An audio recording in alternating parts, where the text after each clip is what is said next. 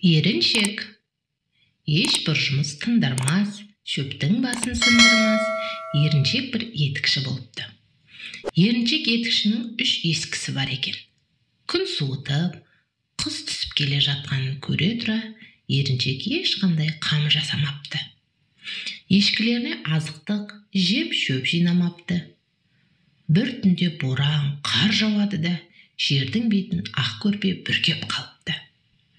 Ешкілері енді бұрынғыдай өрістеп, жайыла алмай, суық қорада бүрісіп, дірдектеп тұрады.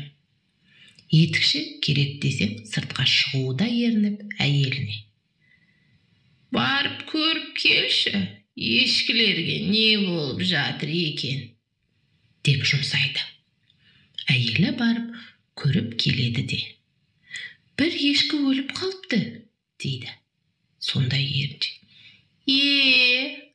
«Мал іші болған соң өлім жетімі де болады ғой» деп жата беріпті. Ертеңіне еріншек ешкілерді көріп келуге әйелін тағы да жұмсайды. «Тағы бір ешкі өліп жатыр» деп келеді әйелі. Еріншек келесі жамбасына аунап түсіп: «Мал іші болған соң өледі де» дейді де қояды. Үшінші күні етікші әйелін малды көріп келдеп тағы да жұмсайды. Әйелі жалғыз ешкінің де қатып қалғанын айтып келеді.